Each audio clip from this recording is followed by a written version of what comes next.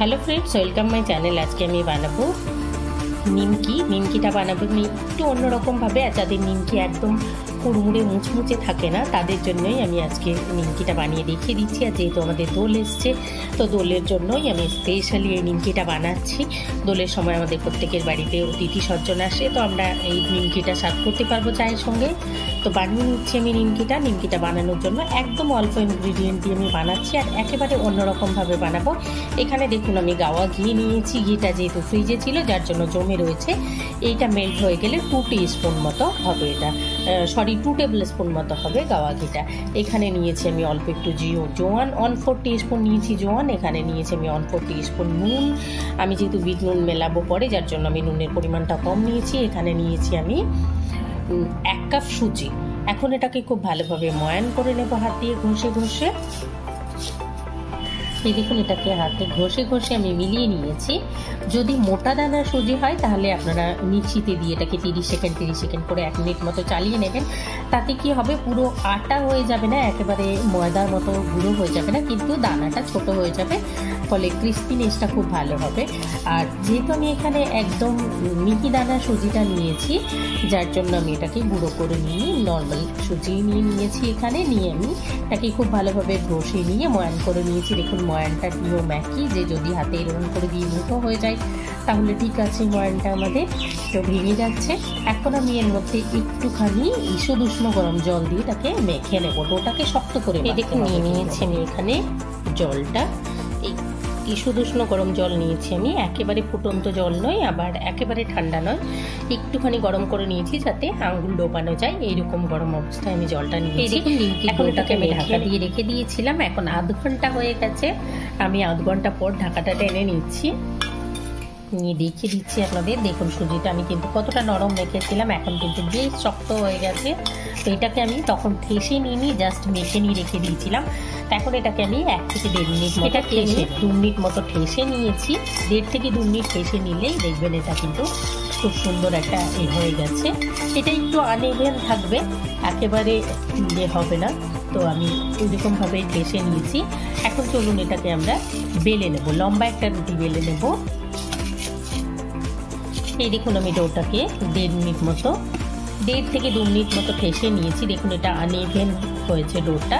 তো এইরকমভাবেই আমি এটাকে একটা বল তৈরি করে নেব, একটা লেচি পাকিয়ে নেব পুরোটা। যদি আপনারা চান তাহলে ছোট ছোট লেচি পাকিয়ে নেবেন, চাইলে 2টো লেচিও পাকিয়ে নিতে পারেন। তো আমি এখন এটাকে 2টো লেচি পাকিয়ে নিচ্ছি। এরকম করে লেচি পাকিয়ে নিয়ে এটাকে আমরা বেলে নেব। 2টো বড় বড় রুটি বেলে নেব। বেলে নেওয়ার পরে এটা থেকে আমরা কেটে নেব। তো চলুন আমরা প্রথমে রুটিটা বেলে নিয়েছি। রুটিটা আমি আপনাদের দেখিয়ে দিচ্ছি ঠিক কতটা মোটা আমি বেলে নিয়েছি, দেখে নিন একদম। আর এটা বেলার সময় কিন্তু কোনো তেল বা আটা লাগে না, আটা ময়দা লাগে না। এটা যেহেতু খুব সুন্দর করে ময়ান করা আছে তাই খুব ভালোভাবে বেলে নেওয়া যায়। এমনি আমি এখন নিয়েছি একটা কুকি কাটার। দেখুন হার্ট শেপের কুকি কাটার নিয়েছি। আপনারা যে কোনো বোতলের ঢাকনা দিয়ে বা গ্লাসের ঢাকনা দিয়ে যে কোনো কিছু দিয়ে কেটে নিতে পারেন, অথবা কুকি কাটার থাকলে কুকি কাটার দিয়ে কেটে নিতে পারেন। আমি এখন এটাকে কুকি কাটার দিয়ে কেটে নেব।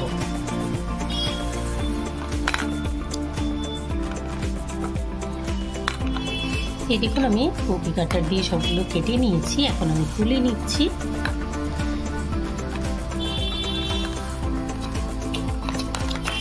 তুলে নিয়ে আমি এইরকম করে একটা প্লেটের মধ্যে সব রেখে দেব।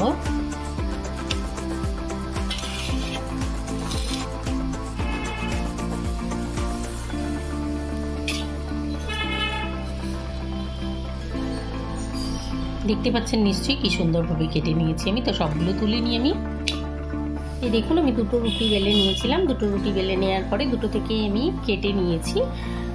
কেটে নেওয়ার পরে দেখুন আমার এতগুলো হয়েছে। এবার চলুন আমরা এগুলোকে ছাঁকা তেলে ভেজে নেব, ডিপ ফ্রাই করে নেব। তো ডিপ ফ্রাই করার জন্য আমি নেব সাদা তেল। সাদা তেলের মধ্যে আমি এটাকে ডিপ ফ্রাই করে নেব। আপনারা চাইলে ঘিয়ের মধ্যেও করে নিতে পারেন, অথবা ডালডার মধ্যেও করে নিতে পারেন। তেল গরম হয়ে গেছে, তো এখন এর মধ্যে দিয়ে দিচ্ছি আমি নিমকিগুলো।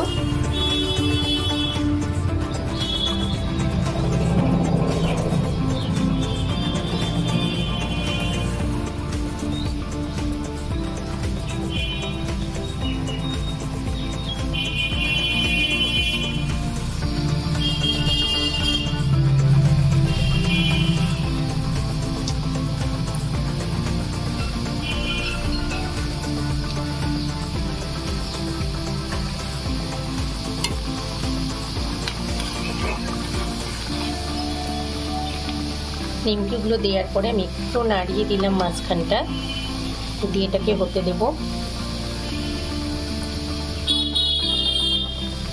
নিমকিগুলো এই দেখুন, নিমকিগুলো আমার খুব সুন্দর ভাজা হয়ে গেছে। এগুলো তুলে নেওয়ার পরে আর একটু কালারটা ডার্ক হয়ে যায়, যার জন্য আমি এখন তুলে নিচ্ছি এগুলোকে। এই দেখুন ফার্স্ট ব্যাচ নিমকিগুলো তুলে নেওয়ার পরে আমি আবারও দিয়ে দিচ্ছি বাকিটা। ঠিক একই রকম ভাবে আমি বাকি নিমকিগুলো ভেজে নেব।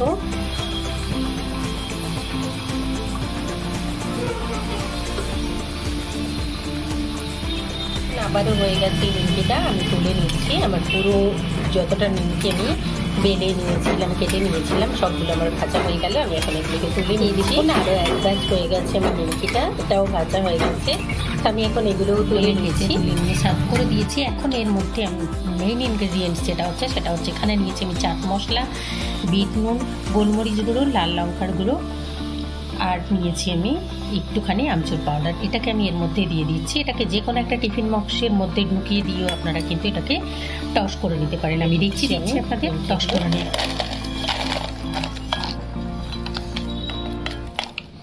সমস্ত নিমকিটা ঢেলে নেওয়ার পরে এটা দিয়ে আমি এটাকে